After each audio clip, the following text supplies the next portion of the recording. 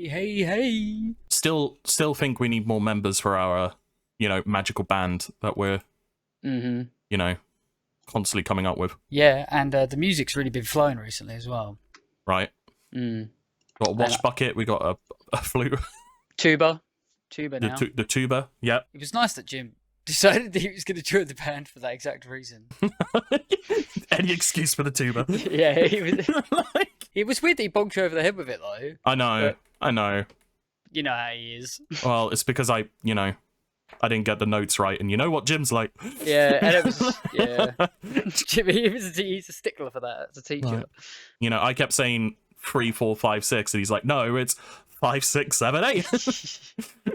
And he gave it feeling. I did. A bit too much feeling, apparently. Apparently so. George Michael'd it. Never gonna dance again. It was really that bad. Guilty feet, got no rhythm. Oh, can I tell you something that happened earlier, right? Yes. We're cleaning up the living room, and I say to Danny, you know what, Danny? Now that there's all this room here, there's so much more room for activities. She was like, oh yeah? And I was like, we could do aerobics in here. She did not get it. She did not understand the reference. But it was good. Oh, bless her. Oh, mate. But yeah, no, I can't exactly. We could do it. Oh, bless her. That's brilliant. That really is. It was very innocent of her. Like, love it. Does. I can perform the safety dance in the corner here. Oh yes. Like, you could dance if you want to. You could leave your friends behind. Because if they don't dance, then they're no friends of mine. Banger. S. And then he just walked down the room singing safety dance. Oh dear. Anyway. Yes. Ladies and gentlemen, welcome to the I literally typed in, I forgot what number we're on. 7. The 7th episode of the London Corviknights podcast. We're only 7 in and I'm already forgetting which number we're on. That's hilarious. Like, how are we all doing tonight? I hope everyone's doing well. Good morning, good afternoon, good evening to you all. Of course, it is IronMac404, the man who went 0-3 in a local this past weekend, thinking Iron Moth was going to change the meta. Like, the Moth did not. And with me, of course, is my beautiful co-host, the man who will make Licky Licky a world champion one day. Yes. BarrettC9. The recognition. I won't be the person piloting the Licky Licky. But you will be the brainchild of it. They will have seen that. They will have seen my team. Like, you are the brainchild of this team. Yes, of course. I'll be like on the stage and I'll be like, there's only one man I want to thank, and that is BarrettC9. Yeah. And you'll be like, oh my god, thank you, my child. I'll be like, yes. Yeah, it's actually my child who's on stage. Literally. Yeah, it's actually Ethan, world champion. Ethan, junior division, 2 years old. 2-year-old champion. 2 Ethan. years old. I mean, who knows? The boy's got drive. I mean, to be fair, you did remind me, there was a conversation that happened at the local as well, which I didn't know this was a thing or this was like a problem. But apparently, like at a lot of these more major events like EUIC and Worlds and whatnot, I was told that apparently, because there was a guy there whose son has qualified for the seniors division of Worlds, and he's qualified for Worlds himself.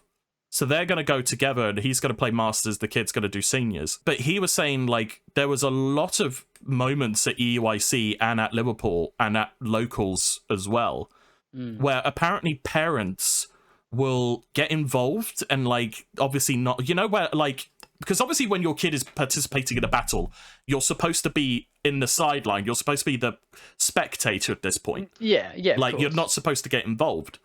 But he was saying apparently there was a massive problem of this. Like, he didn't tell me which event, so I can't clarify, but it was the event he's been to this year, where, like, loads of parents, like, as soon as the teams came up, the parents were getting involved and being like, oh, you should do this then, and this, and this, and this. And he was saying the reason why the judges didn't get involved is because half the time the language wouldn't be English or their native language, so they couldn't quite pick up what they were saying. So, you hear something, for example, in German, the judge is speaking, oh, maybe the you know, the parent is just trying to reassure the kid to do well. Whereas apparently half the time it's no, this is the strategy you want to go for. Ooh, oh, I don't know how I feel about that. That's a bit like... I was a bit like, oh, okay, that's a bit cheeky and a bit naughty. Like, apparently the first thing he's told me he's written to Play Pokemon to ask them for clarification about what a parent can and can't do. Like, when it comes to their child battling in juniors or seniors. Which I think, fair enough. If you need clarification, you need clarification, and I understand that completely. Yeah, it's a bit of a shame, to be honest. At the same time, I'm not surprised, because I can't say anything, because obviously I don't have kids, but like, I'm sure you as a parent would want the best for your child, like, to do the best they can. And like, maybe there's like a psychological thing in the back of the head where it's like, oh, I'll just do this sneakily and just do it quickly, sort of thing. You know what I mean? I mean, it sounds a little bit like toxic competitive parenting, really.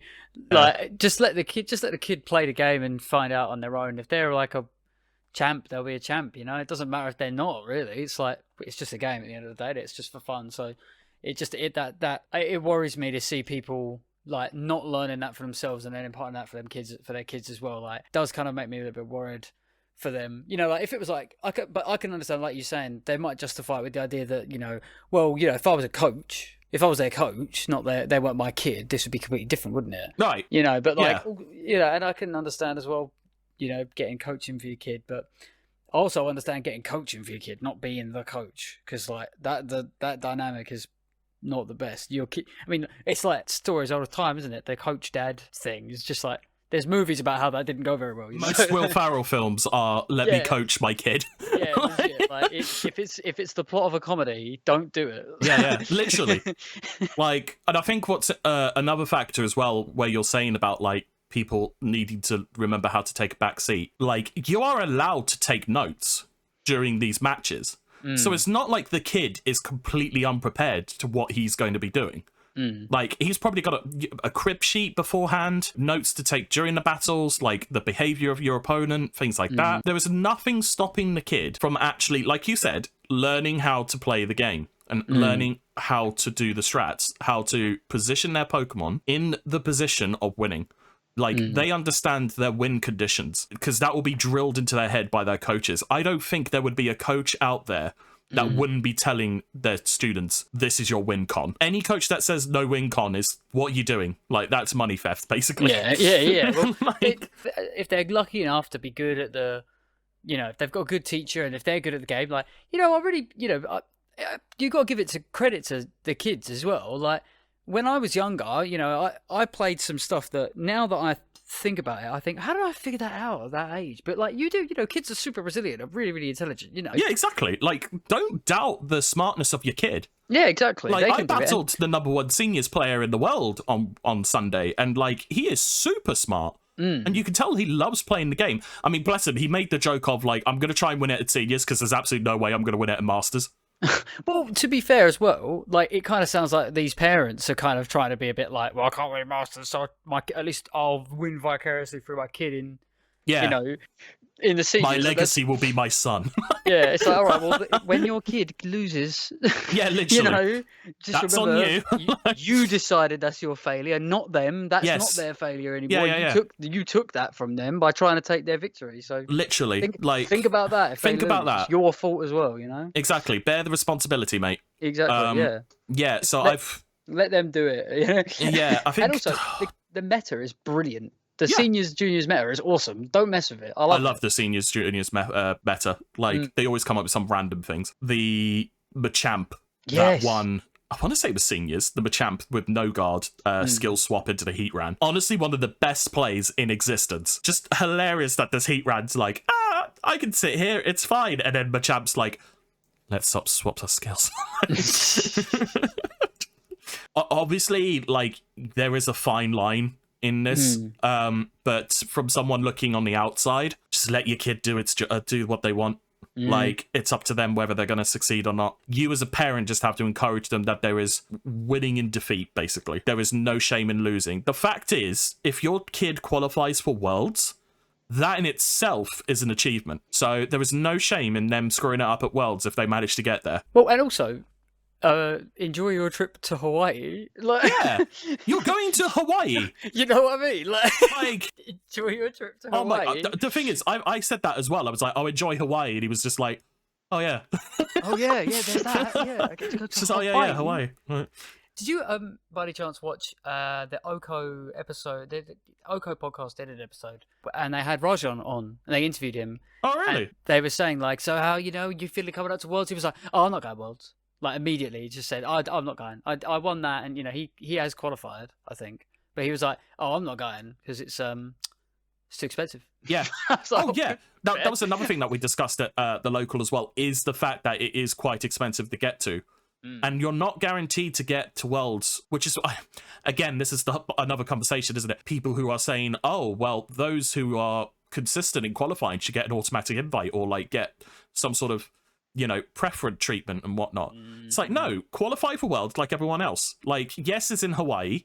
Yes, it's a bit out of the way, but the location is gorgeous. It's Worlds. You'll turn up wherever. And I think that's another argument where I've seen people say like, oh, well, if you've got these people who are qualifying for Worlds, but then aren't going, is that just a wasted slot for those people who do want to go to Worlds, but can't because they didn't do very well beforehand, and these people who got their invites aren't going, so it's a waste of a slot? Like, I get the argument from both sides, but in my mind, it's like, should have done better. Because at the end of the day, these people who are qualified for Worlds, they qualified through their own merit, and these events are still money-based, so they're still earning the money, which helps them in their personal lives, not just the fact that they want to go to Worlds. That's my conclusion of it. A, you should have done better.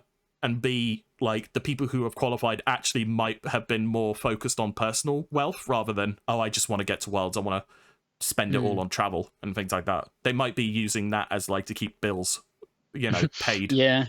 Like, which is probably what I would do. If I was winning stuff, I would be like, well, I'm going to have to think about the roof over my head before I go anywhere. Oh, like, yeah. So... yeah, proper people who are able to compete to that level, it is quite a privileged thing. And I think we're lucky enough. I think a lot of the people in the scene do understand how privileged it is to be able to. Oh yeah, to do the traveling. Like people have acknowledged it. It is quite a money sink, this game, unfortunately. Yes. Yeah. And it's like you think, oh, America to America is not that bad. It's just like, it is. yeah. You know what? I did ignorantly at one point say. Well, to be fair, I do actually think that it is more difficult to travel around Europe, especially now. It's like, we're not even in the EU anymore, so got to get a visa and that. But like, that side, really clever decision. That no, we do British VGC, which is better than Europe VGC. Yeah. We have fish and chips VGC. We are still on the Zamazenta train. We're not on the Zamazenta train. We're on the Zation train here. Yeah, we're stuck in Sword and Shield. The Europe is yeah. like. We're still in Sword and Shield. The rest of Europe is in Scarlet and Violet, and we're just like, yeah, but guys, Dynamax. yeah, for real. We kind of are a little bit like that. Oh dear. Just seen Shortbread Dread just writing British VGC as peak. There you go. Thank you. There you go. You know. He knows. Welcome in, Dread. Also, Shortbread Dread, congratulations on your world invite as well. Whoa. Yes. Nice. And also, one of our admins on our community, Dread Mambo, I was about to say Short Dread Mambo, and I was like, no, that's not right. Dread Mambo, who represents Belgium, has qualified for Worlds. Yes. He qualified via a local this past weekend, so massive shout out to Dread Mambo, which I did do a post on Twitter congratulating him. So he really has deserved it, because like I remember seeing him at Liverpool and he was beating himself up like crazy. He was like, I'm playing so bad, I'm not going to do it. And it's like, you are going to do it because you're Dread Mambo. Yes. Like, and you are awesome. Like, he is such a nice community member. Like, he is such a great man. He gives out the best hugs, I should point out as well. He is the best thing coming out of Belgium since Kevin De Bruyne. See, I've got football jokes as well. You should appreciate that. This is VGC match of the day. Oh my god, Gary Lineker doing match of the VGC? Yeah, legit. This is what we're going for, right? Right. And then just, oh my god, yeah, because you can have Alan Shearer in the corner, like with his thick northern accent, just being like, I would not have switched in Zamazenta there. yeah. Oh, unfortunately, he did go for the wide card, and he has actually just doubled into the Why did he not Zamazenta. calm mind? Why did he not calm mind when it was obvious? The switch was obvious, I'm not going to lie. I'm not tolerating it. He said, why don't we do the matches like that. We should do the Yeah. matches like that. And then just like have someone just in the corner just have, for no reason, just have the complete opposite opinion to what the other person is saying, just to cause the drama. Yeah. Just like just behind the completely scenes, just disagree. behind the scenes, he's like, I agree with everything you said. But like on the screen, he's just like, well, you're wrong. Yeah. Because you're wrong. Nah, I'm going to explain why you're wrong. Just spoiled the opponent. They've just gone to sleep, not done anything. He's like, and there's no chance of him waking up to turn. He's like, no, I disagree. Yeah, yeah. So like, literally, the perfect play could be, I don't know, Rage Powder Trick Room, but he'll be like, nah, he should have spawned a Glacial Lance. Yeah, it's like, definitely lost it there, 100% to the Chi-Yu. Nah. Why are you so controversial? Why are you so controversial? All we want to do is love you. But yeah, yeah, we might do that. Match of the VGC, why not? VGC of the day? VGC of the day, yeah. Yeah, VGC of the day. I think that might be better actually than Match of the VGC. Match of the VGC just makes it look as though we're releasing special VGC-like matches that you can light your candles with. When you, oh my god, yeah, because then you got the, when you actually, you know, get it alight, it actually does a random Pokemon cry and you have to figure out what it is before the match burns out. That would actually be sick, yeah. That'd be quite banging, actually, not gonna lie. You would just get one out and it goes like... it's the cricket tune. Oh, I got that one. I'm also on fire, but I got that one.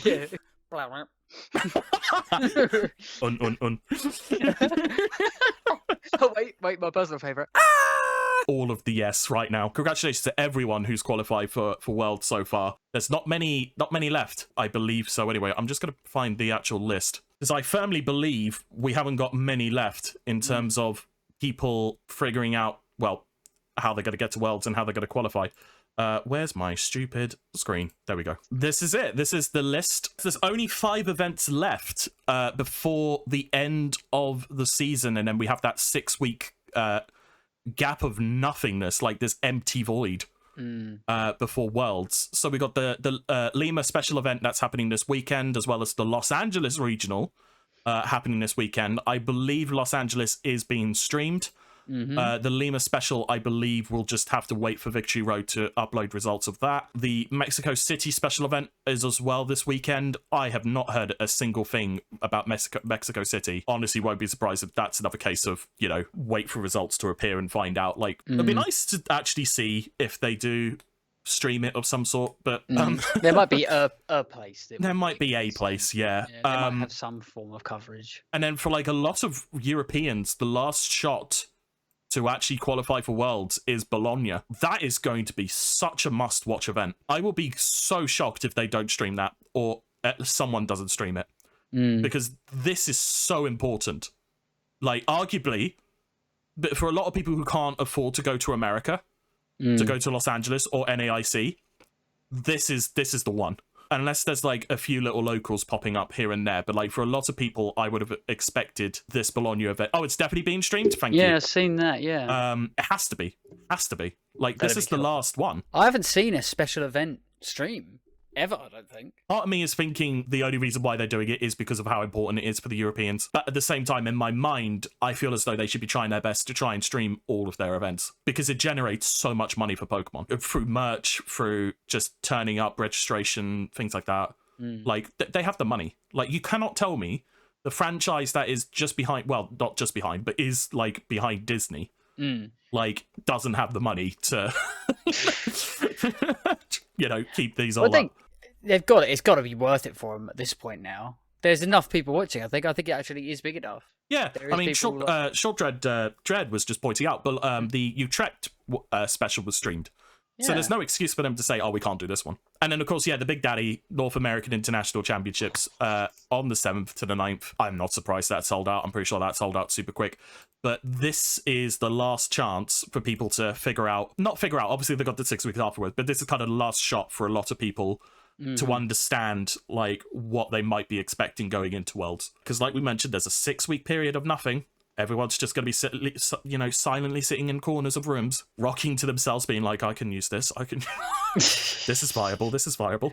I really can't wait to see what we see at NAIC. I mean, even all of them I'm really excited for, but when it comes to, like, just before Worlds and then the big break, you just know that, I mean, it might end up being that people try and fizzle out the last of their ideas, so that they do end up going in with a bit of a fresh take, so that Worlds has got a bit of a switch up. I remember Worlds 2022, it was a bit like, oh, and here it is again, the same stuff we've been seeing all year.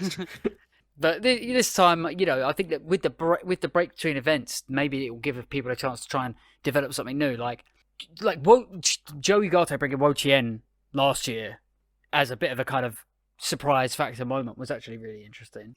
To be fair, I guess with this year as well, we could see, obviously I'm not saying we're going to, but there is a possibility we could see a surprise Pokemon becoming world champion, just because the data that we've seen is still so expressive in a way. Like, Latios frickin' won for a regional for the first time in 12 years. Zamazenta's suddenly, like, the hottest dog around. Yeah, actually, the goodest boy. He's such a good boy. He is a good boy. He's just a sweet little body press boy. Oh, I love him for that. Exactly. But yes, and then, of course, the World Championships happening between the 16th and 18th in Honolulu, Hawaii. Yeah, I really, really hope everyone who goes to Hawaii at least spend some time enjoying Hawaii. Well, it's interesting that you say that, because I have heard a couple of things. You were mentioning about certain events not being streamed, like the Mexican and the Latin, a lot of the Latin American stuff wasn't streamed. And I've got a bit of a theory behind that. This could pertain to Worlds as well. But apparently there's quite a bit of an environmental concern going on with some of those areas right now. So some people are, maybe wondering whether Worlds isn't being particularly too focused on this year as a kind of event to be like, as an attempt to be like, yeah, it's in Hawaii, but please don't too many people turn up, basically, to try and curb some of the impact that it's going to have on the environment. And the thing with some of the South American things, they don't want to like advertise a lot of people to go there, because they kind of, apparently, I've heard from, I think it was Justin Karras, he mentioned this on a podcast. He thinks that they don't stream the events in South America because the people in South America don't need people from like North America coming down and taking the prize money when they could like use it. So it was interesting to think about it like that. Yeah, I mean, you do raise a good point. I think that's kind of what the Pokemon Company are trying to achieve now, isn't it? Where they're just trying to like guarantee at least some places are going to go to those who maybe can't go to many events like, us Europeans and Americans probably could. I don't know. It'd be interesting to see what they do. Like, I did when I first started looking into VGC. I honestly was convinced that European events were for Europeans only and the American events were for Americans only. Oh. So I was so confused when I watched my first regional. I was like, why is there Americans in this one? And then I realized, oh wait, it's literally anyone could turn up and have a go. Okay. I did find that confusing as well when I first started. I'd see like Japanese flags next to their names, or like Chinese flags, or South American, and I think like, wait, why are they playing at this like Salt Lake City regional or something? And then I realized, oh, you can just play wherever. Another part of me was thinking this was like way back in like near the end of Black and White, but like when Worlds come along, me and a friend of mine were thinking like, okay, so in the start of Worlds they do like an opening ceremony, right? Is that where they do like a flag parade? Like the beginning of the Olympics, they just have everyone walking with the flag, and it's like United States, and it's just all the people waving the flags, and United Kingdom. Oh, that'd be really cool if we did that. I'd be worried. Yeah, it would be like different Pokemon holding the flag, like going down the runway or something. Yeah. I mean, it'll be really time consuming. There'll probably be people who are like, actually, no, to be fair, it'll be United Kingdom and then Scotland. It's just like a few people behind you. Yeah, it's like, aye. Oh, Scotland. I was debating this with people at the Bexhill local as well, but we were all saying, like, what could they do to, like, jazz up Worlds? Do we need to have a bit more flashy display? And I thought, no, let's have wrestlers' entrances with fireworks, right? Yeah. Yes. The glass shattering to Stone Cold's music, and then just like that would be sick. Just like glass shattering, and out comes Zamazenta.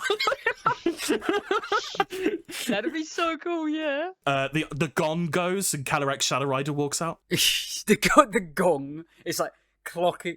Yeah. Oh my god, that'd be so sick. Then everyone's like, "Uh oh, Astral Barrage." Yeah. Be hilarious. I think that there's definitely space for a little bit more, like, we were talking about it a few weeks ago about how cool and epic the music is getting in the like regionals now. Like we'll get to game 3 and the music will go like really intense, and it's like some of the players are funny and they're like okay enough to make a bit of a joke about stuff. You know, I don't know how many of us are going to get worried about, you know, if Wolfglick stood up after a match, popped off and threw a chair. How pissed off do you reckon everyone would be?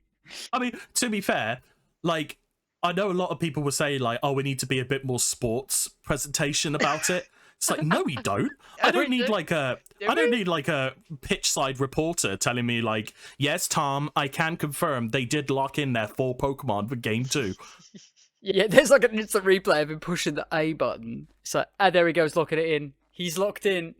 He's locked in. Back to you, Tom. Like, it's like, I don't need that. I don't need to like go into the crowd and just be like, so what do you think about this match? Oh, I don't know if that'd be actually quite funny. If they were like, if there was like an on-field person and the commentators did cut to people like during like, you know, but they're like picking the teams and stuff between matches, like between like round 1 and round 2. And they'd be like, what do you think, ma'am? And they're just like, I'm just here to support my son. That'd be adorable. It's like, do you know anything? It's like, no. Yeah, I don't know. Actually, to be fair, wasn't that the lady in EUIC? She was like interviewed. Yeah. And she's like, as long as my son's happy, I don't care. Yeah, but imagine that. But they were like, okay, and now the beginning of game 2. Cut away immediately from that. Yeah, because you can imagine Charlie like doing that, but then it doesn't cut away, so Charlie has to stare into the screen for an extra 10 seconds. That'd like, be so good. Yeah, you did that. You could hear fake out going off in the background. Yeah, we just need fireworks, wrestling entrances. Like, give us some promo packages this Sunday at the World Championship Final. Championship Sunday. That belt is mine. I will see you in the cage. You think I was dead? Zamazenta's like, but I came back. Oh, that'd be sick. Body press. Body press, yes. Oh, he's going in with us. He's going in with the heavy slam. Yes, we need more of this, honestly. That would be sick. I mean, more of it. I've just realised we talked so much about that. We need to move on. We haven't actually talked about... We haven't talked about anything that we were supposed to talk about. We've got quite a few things to talk about, but of course the main bulk of this episode was to go through very early predictions from the Discord, from the London Corviknights Discord, about which restricted legendary will become world champion this year. This is obviously very early predictions. We're probably going to re-ask this question nearer Worlds. Please do not take this as the definitive answer. This is just what people have said that they think, based on what we know right now, is what we're going to be seeing on a trend later on down the line. But before that, obviously, let's go through some quick little bits. Bogota special event happened in Colombia. Terapagos won this one, which, to be fair, like, I think that's a pretty standard team. Obviously, we can't really tell what the moves were because they haven't posted it, but based on that, I think that'll be a choice specs. Terapagos. I keep saying Terapagos when I'm not supposed to. It's difficult to adjust. It's so difficult. And another good showing for Zamazenta. Good to see Cali Shadow in top 4 this time, because I know a lot of people were kind of knocking it off a little bit, and interesting to see it's not, you know, a Psy spam Cali Shadow, which, to be fair, I've seen a lot on Twitter. This team in general seems to do really well with Cali Shadow, which is interesting to note. Miraidon didn't even get top 4. Miraidon had to settle for 6th this time, with the Koraidon in 8th, which, you know, was interesting. But also Mamoswine in top 8. Yeah, I saw somebody running the Mamoswine on their Miraidon team in Stockholm, I think it was. Yeah, they were mentioning about how the Mamoswine does have a bit of a tech on there, but they don't get to really bring it to a lot. It's weird to see it with the Ursaluna, though. I suppose maybe 2 ground types is that valuable. Well, yeah, I mean, to be fair as well, like Mamoswine being a part ice type has a bit of the access to Ice Shard. Which is super effective to a lot of these meta picks. And has the priority, of course. So, you know, I'm not surprised to see Mamoswine, but I guess, yeah, like having the Ursaluna with the Mamo is not something you would traditionally see, but I think if it works, it works. It's Mamoswine. I love Mamoswine. Good, yeah, I like to see you, Mamoswine. Like that do good. It's cool, yeah. There was only 55 players in general at this special. Terapagos taking another special event win with Zamazenta close behind. Not really surprising to see. Still kind of, I don't know, it's very typical of what we thought we were going to see anyway. There isn't anything, other than the Mamoswine, there isn't really anything surprising. I like the Terapagos team there. I think it's interesting that it's funny to see the normal type beat out all those the fighting types. You know, the Zamazenta, the normal type coming out on top there. But then also the Zamazentas all beating, Calyrex Shadow Rider. I think that's funny as well. Yeah, because honestly, it makes me kind of giggle in a sense where it's like, when Urshifu is worried about Terrapagos. Yeah. It's like, I better make sure I outspeed this thing. Yeah. I mean, it's quite funny. Urshifu tended to drop off quite a lot during the restricted meta of last generation, but it hasn't this time because it seems to still have a place, but it is funny that you can OHKO almost every Urshifu on the face of the planet with a water spout. Yeah. The only other thing I wanted to just briefly mention is the fact in a personal challenge, PC in Birmingham recently, a Venonat got top 4 with a Hisuian Quillfish. So not Overquill, Hisuian Quillfish and a Venonat got top 4, which, kudos. Apparently Cold Flame knows this person. So I'm still hoping Cold Flame lets us know, or at least can get them to provide us with their team sheet so we can actually understand what they were doing. Because this is wild to me, honestly. This is so bonkers to see a Venonat in top 4. Why? What was it doing? I need to know, what was it doing? Is it better than Venomoth? It's a bug poison, right? There is a lot of questions, Barrett, that unfortunately time cannot tell us. What is we must turn to the stars, Barrett. We hope that the cosmos can tell us. And we must consult our cold flame. Consult our turn him into a warm flame. Yes, and he will. Yeah, I could just imagine we go into the admin chat and we just go over to the corner and we go like this, and the flame ignites and we say, "What's the deal with Venonat?" And then Karim's like, "I'll see if I can DM him." Karim just appears and is like, "You have used one of your 3 wishes." I wanted to talk next about last week. A lot of people experienced something that they never thought they would have had to experience before in their lives. A very serious issue came across, and it is the simple fact that a lot of us had no idea what to do when Showdown went down. Like, it was hard. You were brave. Thank you. Thank you. A lot of you were brave. I was at work, so I couldn't have an opinion. Yeah. I suppose you have better things to do. Didn't affect you as much. I do like the fact though, that last week, because it happened literally the day after we had our anniversary podcast episode. Yeah. So I wrote in the Discord just thanking everyone for all their birthday such, which I'm still doing. I'm still planning to do personal thank yous as well. I haven't forgot about it. Obviously, just, time has been so small. I mentioned in the Discord just thanking everyone and all that, and then my other half got a hold of my Discord because I forgot that I left myself signed in on my PC, and she thanked everyone. And then literally the message afterwards was just you being like, "Guys, Showdown's back!" Yeah. Like the giddy little kid. Like everyone's like, "Oh, spread the love. Like, let's spread the love." Like, everyone needs to spread love and all of this. And there's Barrett being like, "No, Showdown." That's so funny. I was laughing so much about posting how excited that sounded.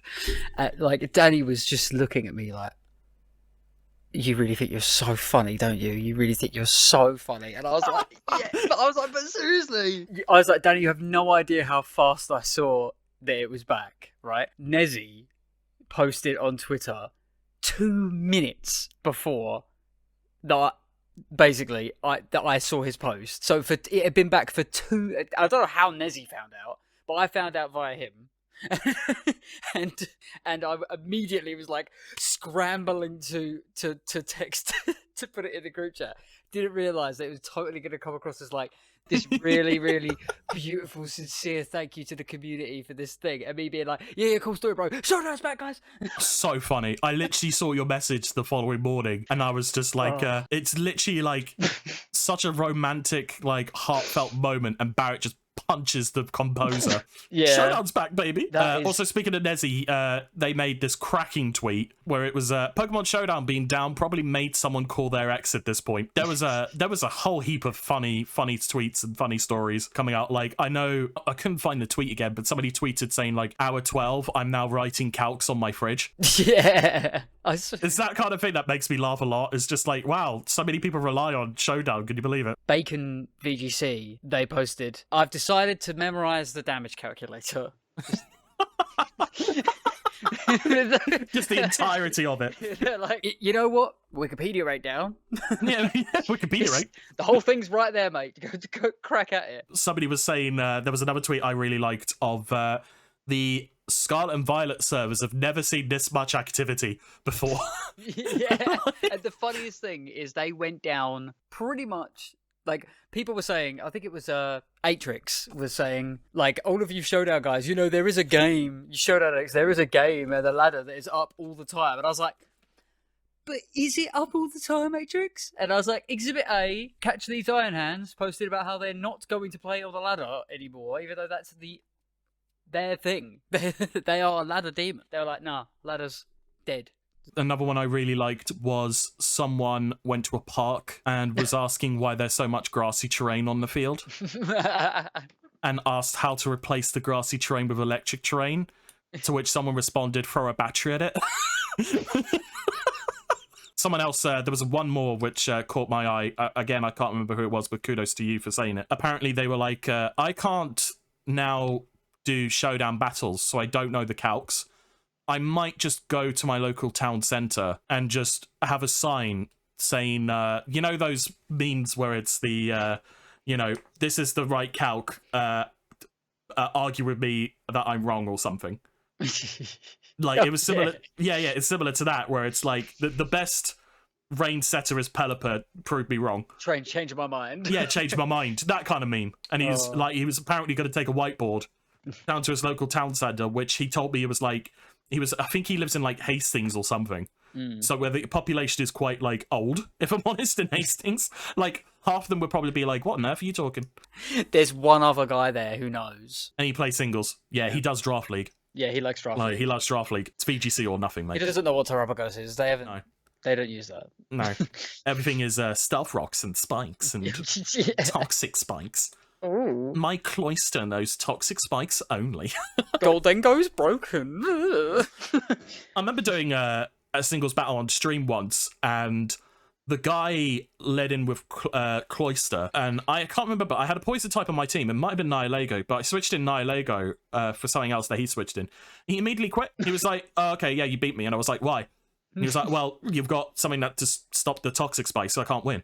I was like, what do you mean? And he's like, well, out of the 6 Pokemon I've got, only one of them has attacking moves. The other 6 is all status stuff.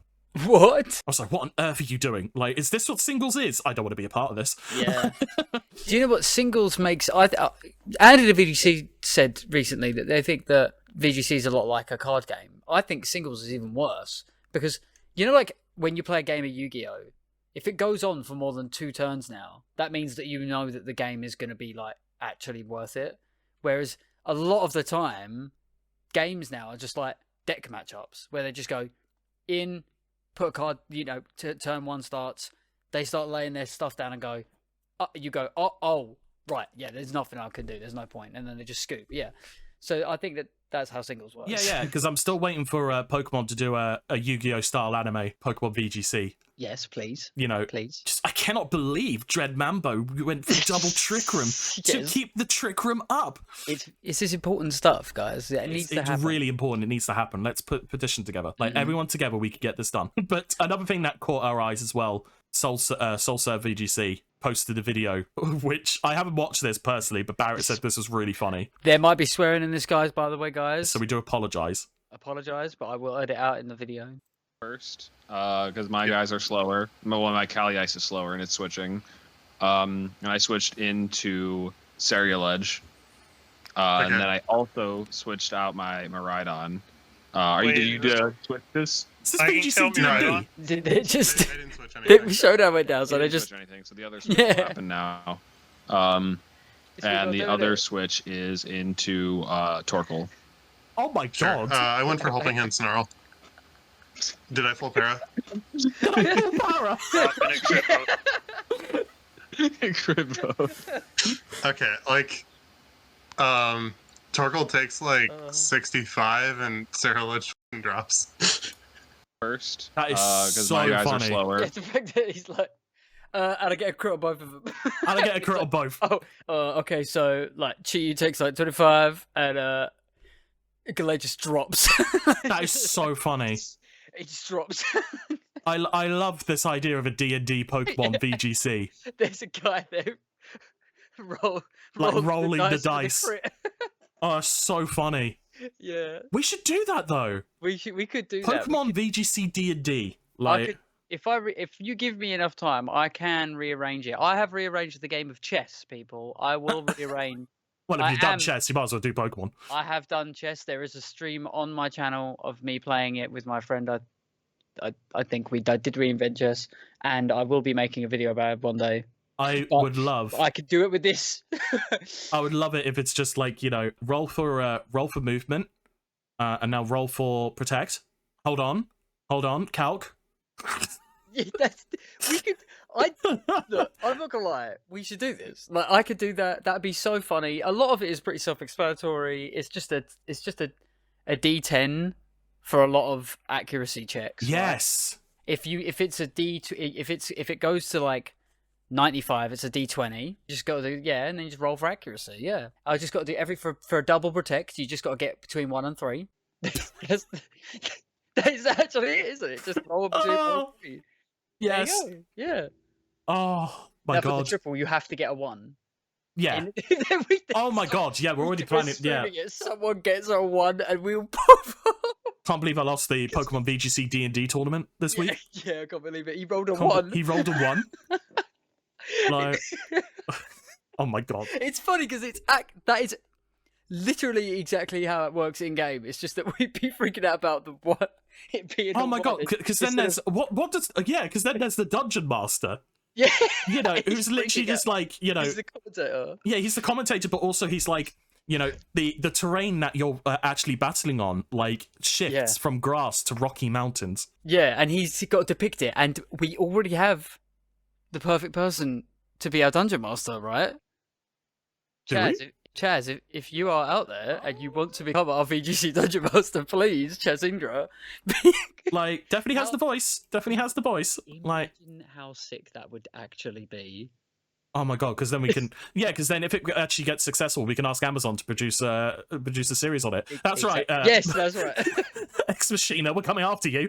Yes, we're gonna do it. If we produce a good enough piece of quality content. Yeah, Pokemon D&D, like, why not? Like, D&D, I like how people are appreciating this. Like, you know, I'm sorry, I've just seen Tiger's message saying about Pokemon Showdown. It was a dark day for all of us. It was a dark day. Oh dear. But yeah, so I think then we could just go ahead and talk about this week's Pokemon of the Week. Oh, okay, Barrett, guys. What is this week's Pokemon of the Week? Well, guys, I mean, it's got speed control. It's got weather ball. We're seeing it come up in the meta right now. It's big and blue. It's Latios, everyone. That's right. All right, guys. This Pokemon of the Week this week is Latios. Whoa. Hang on. Yeah. What? We agreed Pelipper. Oh my god. Oh, do you know what? Actually, I'm really sorry. What did I say? You said Latios. Did I say Latios? Did you do that on purpose? No. Seriously. Is it because you hate Pelipper? No, guys. I was. If you were in the pre-show, you would have been saying. I was saying loads of really lovely stuff about Pelipper. I can back me up in the chat on that one, right? I was talking. No, sorry, guys. The Pokemon of the Week is Pelipper. That's right, Pelipper. Yeah. So. Anyway, Pelipper is a flying and water-type Pokemon introduced in Gen 3. In Generation 5, though, Pelipper got access to the hidden ability Drizzle, which causes the weather to be changed to rain for 5 turns upon switching in. As soon as it got access to this incredible ability, Pelipper began seeing usage on rain teams, acting as a weather setter that also gets access to some interesting utility. When it comes to its stats, Pelipper isn't exactly shining in any department. With 100 defense, Pelipper looks like it could be quite bulky, but with only 60 HP and 70 special defense, it doesn't take much advantage of that defense. This is where Pelipper's utility comes in. Being a flying type with the Drizzle ability, Pelipper having access to the move Hurricane means it gets a 100% accurate stab flying move that can confuse the target, making it one of the only Pokemon that really gets to benefit from this move, which actually gives it quite a lot of value. One of the only Pokemon that gets such a great flying stab move, and they are very difficult to come by in VGC, let alone one with so many benefits like Hurricane. Pelipper also gets access to Tailwind, making it a viable speed control option on any teams that require a water type as well.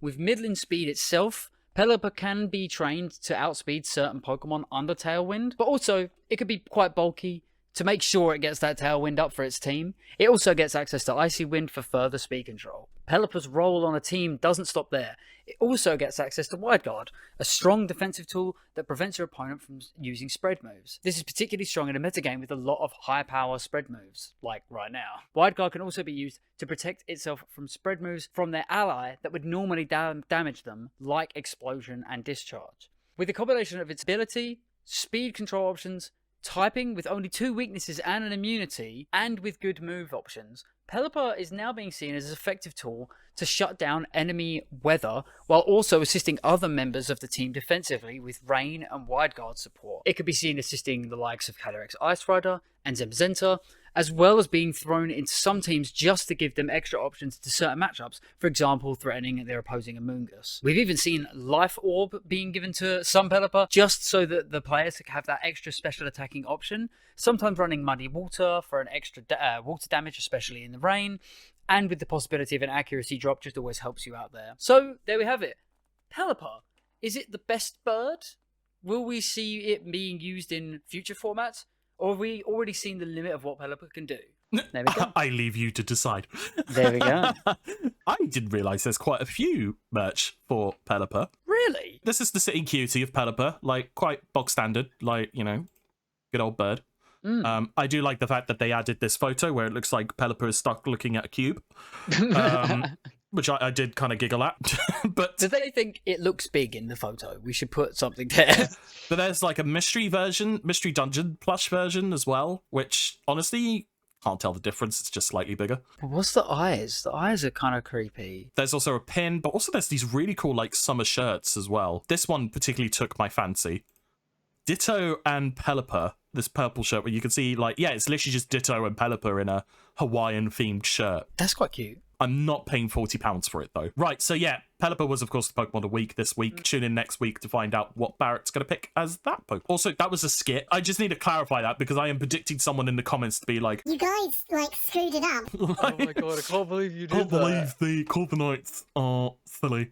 It's rather typical at this point. Yeah. It's what we're made of. So, when we were born with Slate Silly. Obviously, the actual bulk of the podcast episode for the rest of the episode, we asked the question late last week about everyone's early predictions going into this year's Worlds. Which restricted Pokemon, based on what we know at the moment, is going to win Worlds? Someone said in chat earlier, Big Boy Blue said in our Twitch chat that they would love to see Kyurem White win Worlds this year. I think that's quite interesting, if I'm honest. Like, we haven't seen much Kyurem White stuff as it is. But like, I feel like at this early junction, I don't think we should rule anything out.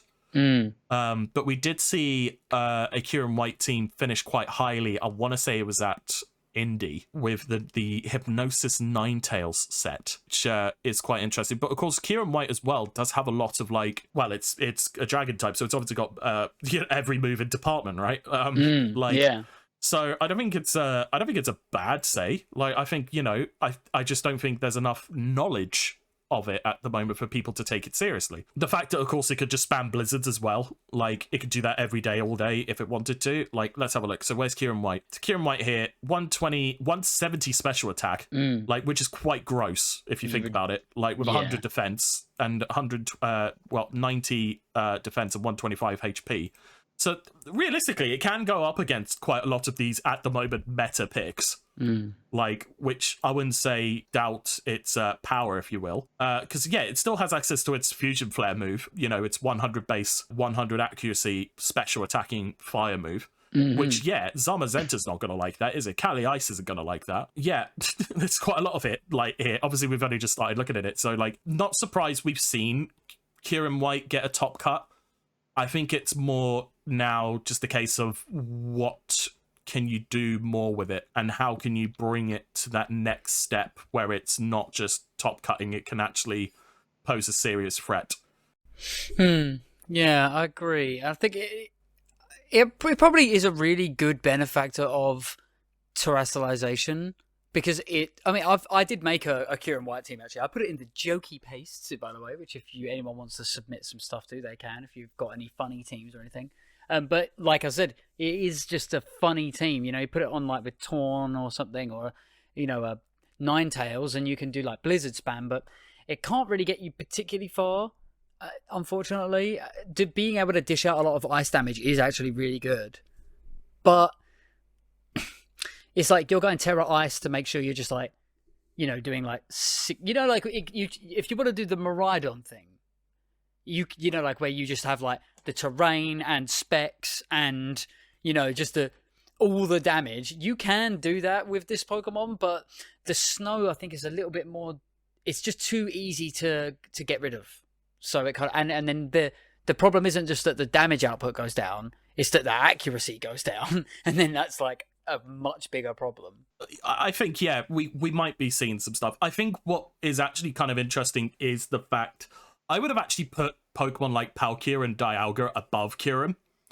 Like right at the beginning, like before any of this Regulation G happened, I thought we were going to see a bit more Dialga and Palkia stuff. Like especially Palkia, like because I thought. The origin form now being like 120 speed, with it being a really good typing and Dragon Water, like I thought that could have been quite interesting, but obviously we haven't seen that. Probably for good reason. What am I, an expert? No, we're just pretending. We're just pretending to be clever. And like I would like to see personally a bit more Necrozma stuff. Like I know we've seen hints of it, but like we haven't necessarily seen, in my opinion, the true potential of that. Obviously, we got the front runners, which we'll talk about. Kieran White is not a bad pick. I will say Kieran White is not a bad pick. It's a solid B pick. It would need quite a few things to go its way, I feel. But I feel like you can't say never, right? Yeah, and I'm trying to think about what its best partners are. Like, what's its new buddies that really makes it stand out? Because you could think get best benefits from terrestrialization, but who's it going on a team with that is really that's helping it? Like Bundle? Yeah, I don't know. Bundle, Ninetales. Yeah. You don't really see a Bomb the Snow anymore. If there was a Pokemon like Pelipper that was for snow, then sure, I would be all on board that. Like Articuno, like Wide Guard Articuno. Wide Guard Articuno. Snows, yeah. Yeah, if they could do something like that, that'd be kind of cool. I did actually put a Pelipper on that team just because I thought, well, it's Pelipper, isn't it? Like, I would love a. I mean, yeah, we should joke. Articuno did win a regional, just to stress. I meant just like a Pokemon like Pelipper that can actually set up snow easily for Kyurem and could use Wide Guard to protect Kyurem, and obviously, which I don't think we're going to see for a while. Yeah, it's just like Ninetales and Torn. And Torn, I think, is actually pretty good. It's just that Bleak Wind's the only good attacking move it's got. And do you know what? I was facing an Eternatus team today, and I ran out of Bleak Winds, and I lost the game. It struggled me to death. I had no attacking moves. It was like a 19-turn game, which isn't that long, but it just, because it could stay on the field, because Bleak Wind is its only option, it didn't even hit every time. Do you know what I mean? See, this is why you run Icy Wind. I don't think I've ever had that issue, but I just have Bleak Wind miss anyway, so it doesn't matter. Yeah, exactly. Yeah. But yeah, because Torn's not really got any other utility other than being able to set up snow and then Tailwind. I remember the days of Hurricane. Yeah. Max Airstreams. Good times, Barrett. Good times. If they give Pelipper Bleak Wind, that would be so funny. That'd be so good. That'd be so broken. It'd be so good. Imagine next generation. Pelipper is in the game immediately. There's only 400 Pokemon in the game, and it got Bleak Wind. Right. It would destroy the That would be so funny, though. Yeah. Just like, hey, Torn, Kyogre, I'm doing both your jobs now. Shift Tree becomes like the best Pokemon because it gets Wind Rider, and it just like count hard. Oh. Next gen. Oh my word. That'd be so funny, though. That'd be like, so good. Bleak Wind Pelipper. And it's like, oh, Wide Guard Hurricane then. Yeah, literally. Yeah. We're back to square one. Whoops. The meta has reversed. Wide Guard, Bleak Wind, Hurricane, and then they just give it Scald back just because why not? Yes. Honestly, I still find it puzzling how they removed Scald for a lot of Pokemon. I'm not gonna lie, I think that was probably a good idea. I mean, yeah, probably in the long term, but I kind of thought this very offensive heavy meta. Yeah. Burns is kind of important. It would be really good. to be fair, I still think they should reevaluate the actual status conditions. Like, I really think freeze needs to be reevaluated. I think we need to have like a special attacking drop thing, like what burn does for physical attackers. We need something for special attackers to balance that. It is strange, isn't it? I feel like those things are the weird little like remnants of old gen stuff where they can't really change like the type chart anymore. I feel like that's like pretty set in stone. I feel like if they mess with the type chart, that'd be bad. But they can mess with the fact that the special attackers and physical attackers are like not really quite perfectly balanced yet. Yeah. Because they should, if it was perfectly balanced, it'd be like right down the middle, wouldn't there? There'd be like intimidate physical and special. There'd be a burn physical and special. All of the stats they would be like all down the middle. But they just know currently it isn't that way. So they go little bit of burn mitigation here by getting rid of Scold, and they go, oh, and also clear amulet, and we go, no. Yeah, literally, like, well, it's Scold back, but you can keep clear amulet. Yeah, literally, like if you just did that, things would be, a lot more Pokemon would be viable. For example, Milotic relies mostly on muddy water, from what I understand. Because, like, are you telling me a lot of people are still thinking Hydro Pump's the best play? It does get Scold. Milotic is one of the only Pokemon. Oh, sorry, yeah. No, okay, I'm thinking of something else. But, like, yeah, for Pokemon who can't learn Scald, then they have to rely on Hydro Pump. Everything has to rely on Hydro Pump now, which like, sucks. Which sucks. Like, because I'm not going to Terra Water just for a more accurate water move. The way they fix it is that they just make Bubble Beam 90 base power. Super Bubble Beam. Just make better Bubble Beam. Bubble Bomb. Bubble. There you go. Bubble Bomb. It's still got Bubble, has the chance to lower speed. So does Bubble Beam. Give Bubble Bomb like a 10% chance to lower speed, and it's 90 base power, and it doesn't get hit by bulletproof. Yeah, like you've literally just come up with Goku if he was a water type. Yes. Like Bubble Beam, Bubble Bomb, Spirit Bubble. Yeah. The Spirit Bubble. We've already made them. We've already made them, but so many Dragon Ball jokes tonight. So many Dragon Ball references. I just want to say, Big Boy Blues also said, like, if they do that for Pelipper, then surely they should give Gyarados Dragon Ascent. That would be so cool. That'd be so cool. I wouldn't say. So cool. I mean, to be fair, there was I want to say it was back in Sun and Moon, but there was like a randomizer people did. So they were like, it was like a hack for free for all thing. So they were like, okay, here's your Pokemon. You can just put any moves you want on it, and it'll be hilarious. Somebody put Dragon Ascent on a Dugtrio. Oh yeah, because it's so fast already. Yeah. So it's just literally just this Dugtrio just flies up into the sky and just kamikazes. They never saw it coming. No. And they did a Brave Bird with Torterra, which I thought was very cool. Just like a Torterra believing in its dreams. Like. Yeah. No, I am the flying now. But Barrett, what other Pokemon have people said about potentially winning Worlds this year? All right, so it was really cool to see everybody coming out into the Discord and discussing what their thoughts were. By the way, so thank you. We've got a lot of support for Calyrex Ice. Obviously, your conscience repping that Calyrex Ice. KD saying Cali S, so Calyrex Shadow Rider as well. But a Minty Poke there agreeing with the Calyrex Ice Rider. Yeah, so, pretty expected. We're seeing it in high numbers, so the likelihood of it doing well is going to be up there. Whether or not it's going to win Worlds, if it's got a lot of the time, I don't know if numbers equals that. I mean, I know that a lot of the Pokemon from the last 2 championships have been pretty meta, but we'll find out, I suppose. Miraidon doing so well out unexpectedly is a good hope for something to come out of the woodwork. So I think Calyrex Ice Rider for me is just a really good check Pokemon right now. The whole team consists of, did you make sure you have this on your team? Did you make sure you have this? Did you make sure you have Will-O-Wisp? Oh, yeah, Calyrex Ice gonna deck you. Oh, have you got knockoff? Oh, can I just quickly ask, did anyone mention Koraidon? Nobody mentioned Koraidon. No one mentioned Koraidon, and I think that is telling. Yes. I think that's very interesting. Like, no one's really given Koraidon a chance. I think Koraidon might actually... Oh, sorry. Yeah, you're right. I'm sorry. Yeah, somebody in chat did mention Koraidon. Sorry, I meant nobody in the Discord mentioned Koraidon. No one mentioning in Discord Koraidon kind of surprises me, actually, because I thought there would have been at least a couple of supporters for that. No, it was... I think that the main ones there, yeah, so Zamazenta as well, and Terapagos. But, yeah, a lot more support for Cali Shadow than I expected. Yeah. Okay, so let's start with Koraidon then. All right. Oh, hello. It's okay. So I just got blinded. I just got blessed by light. Whoa. No, sorry, this is Koraidon's actual... Yeah, yeah. Like, oh, wow. Koraidon just heard this and was like, "I would like a word. Pray for me, guys. Pray for me." Also, what a sick shiny that is, actually. I know. I can't wait to get one. Look at that. That is so good. God, We're not gonna see that till Gen 10. I'm sorry, we're not. But Like, no, well, we got Zacia's Abazenta shinies pretty early. I know, but this is Gen 9. Yeah. They're not gonna give us the beads of Road either. It'll be literally everything will just be for BP and. Wait, if you're shiny.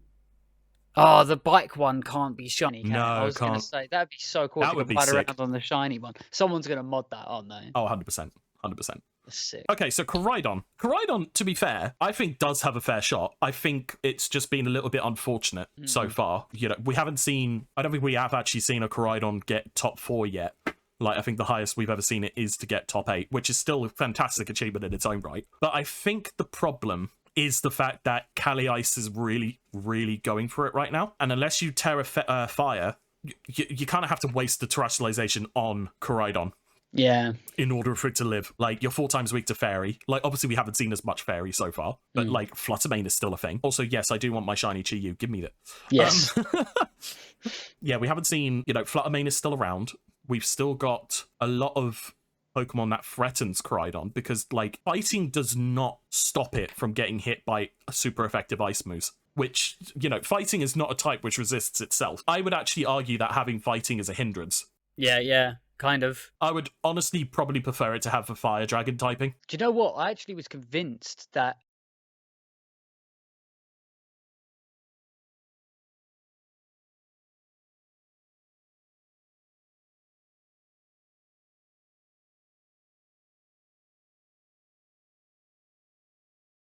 Like, when we saw Koraidon and Miraidon for the first time, and I was thinking to myself, this looks like it's going to be Fighting Dragon, and it looks like this other one's going to be Electric Dragon. And I thought, well, given the Electric Dragon Levitate looks super obvious, so they'll probably do that. With the one that looks like it's going to be Fighting Dragon, I'm really worried that it is going to be, because it's going to be so weak to Fairy, unless they give it some form of damage mitigating ability, then it'd be amazing. And they were like, nope, we gave it one that makes Fluttermane better, actually.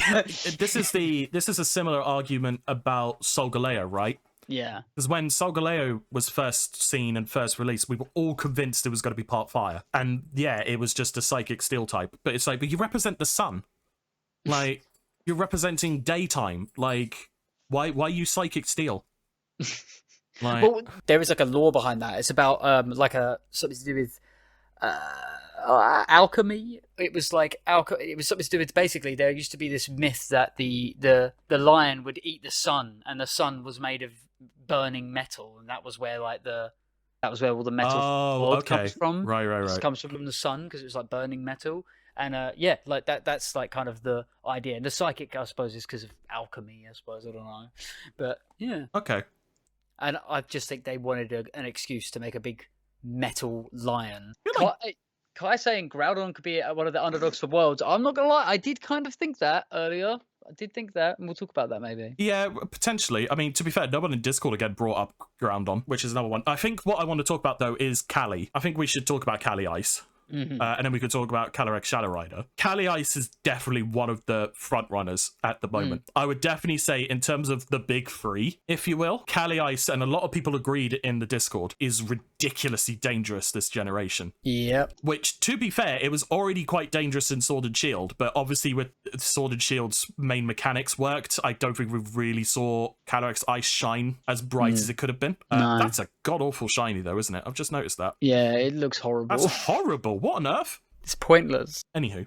None of that. We're moving on. It's got ridiculous stats, and I feel like the reason why it's part ice is because of the fact that its stats are so ridiculous. Yeah, so you're 50 speed, but like, look at this for defensive bulk. Like 100 HP, 150 defense, 130 special defense, like 165 attack. Like, you are the perfect Trick Room Mon. Like, the perfect Trick Room Mon. Like, obviously, things like Torkoal would be better. Probably Amoonguss is still, Amoonguss, still being sussy. Calyrex Ice Rider is one of the top 3 threats of this generation in this meta for a reason. I would not be surprised if Calyrex Ice Rider actually does it. I really wouldn't. But the fact that I want to say, like, in the history of Pokemon, Trick Room hasn't been as successful as potentially it could have been. Yeah. That could be the sort of Achilles heel, is just knowing that, you know, when it comes to Worlds, Trick Room teams don't perform brilliantly. Oh, it's just so bulky. It's criminally bulky. And that's probably why they had to make it an ice type, like part ice, because it's like, it's too good. We have to give it the worst typing in the game. Yeah, to that combination as well, it's like bridging on being just good enough for the meta. Ice being a Trick Room bulky ice Pokemon is the only acceptable way other than the Chi-Power route, which is really strong and really fast but has to be frail to compensate. They are basically just the two opposite sides of the scale, the only way that are acceptable ice type Pokemon, really. And Psychic also is exactly the same in that department, where it's just like not really that good of a defensive type, but in fact the fact that it's a Psychic type is almost redundant. It doesn't do anything for it at all. There isn't any physical Psychic moves, to my knowledge anyway, that it benefits from, or even like has that it can. I guess does it get Zen Headbutt? That's it. Doesn't get Psychic Fangs, which is the only other bit like good Psychic physical move, really. Well, it is the only good Psychic physical move. No, you're right. Sorry, I just looked it up. Literally, Zen Headbutt is the only Psychic physical move it can learn. In terms of Psychic moves, it can literally learn Expanding Force, Store Power, Psychic, Psyshock. Yeah, so basically typical Psychic stuff. That's sort of a problem with Psychic types in general, though, isn't it? The physical moves that it can learn is really lacking. Psychic is obviously a special attacking sort of type as it is, but like, yeah, you just have to do with the tools you got, right? The Psychic typing is there just to justify having a good special defense stat. That's literally it. Just to be like, oh no, yeah, because Psychic type's got good special defense. Yeah, that's why it's a Psychic type. Oh, it's so weird, isn't it? I mean, it gets Trailblaze as well, which is kind of crazy. I've got this weird feeling that it is possible for, because you were saying about Trick Room just not being very good in the Worlds, like specifically in the Worlds format, and I have a feeling that the reason for that, I was thinking about this last night, I think it might be because there's too many instances in Trick Room where the 1 in 3 double protect to get out of Trick Room, like scot-free, basically, happens way too often. Yeah. You know? Like in Tailwind teams, you will often, once Tailwind peters out, you will often still have a Pokemon that might actually just outspeed your opponent anyway. Yeah. So you might still have an advantage. In Trick Room, you almost always get outsped once the Trick Room finishes. So it totally screws over the Trick Room player. So that's why I think it actually makes it difficult. That's why I think that Calyrex teams specifically they work really, really well as a check to make sure other teams are good, rather than it being the winning team. Yeah, because I think what you've pointed out as well is, if everyone remembers in Sword and Shield, you would have to give your EV spread in such a way that it would live a Mystic Water Kyogre Water Spout. Whereas in this generation, it's less about Kyogre now because of Miraidon, and more about taking advantage of the turns you have. Cali Ice can do it. We know it can. It's constantly been top 4 at numerous events already. I feel like it's just down to the player's intuition and the strategy that they go for and what would actually work for them, and vice versa. Because it's not just going to be Calyrex Ice. You've got 5 other Pokemon on that team to support it. Protect the king, right? Yeah. It's protect the king. Yeah, but the unfortunate thing, weirdly enough, is that Calyrex's biggest enemy is actually also its best friends. Like, because the way that Calyrex mitigates its problems is by running Terra Grass or by running Terra Fire. So you go, right, I don't want to have to worry about Burn, so I just go Terra Fire. Oh, I don't have to worry about Spore, I go Terra Grass.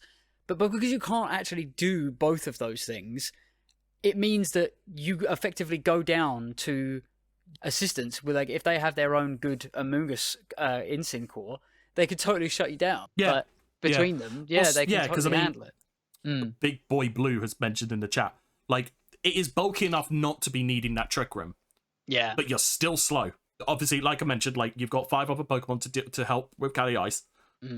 Either or, I think the main point we're trying to make is Cali Ice is a very solid pick. Time will tell, obviously. And then we'll talk about the other Calyrex form. A lot of people kind of dumped on, like, right at the beginning, because everyone was like, oh, well, it's just the Iron Crown team. Just replace Iron Crown with Cali Shadow Rider, which is a viable choice. Don't get me wrong. Yeah. Like, but I think a lot of people have now seen more success with Calyrex without the Indeedee, which is quite interesting, if I'm honest. So it's not relying on Indeedee as much. It's just relying on the fact that it can produce that damage output if it wants to by itself without needing Psychic Terrain to help cover itself. Because it can still partner up with like Amoonguss, obviously Tornadus is there, Urshifu Rapid Strike. You've still got tools. This is a very different sort of like Protect the King scenario, isn't it? Where it's like, I'm not the only big boy threat here. Yeah. Like, you've got that Urshifu Rapid Strike to deal with. Oh, by the way, Raging Bolt's in the back. Yeah. Like, I have an Instant as well. The Calyrex balance team looks a lot more like the world's winning team to me, but only because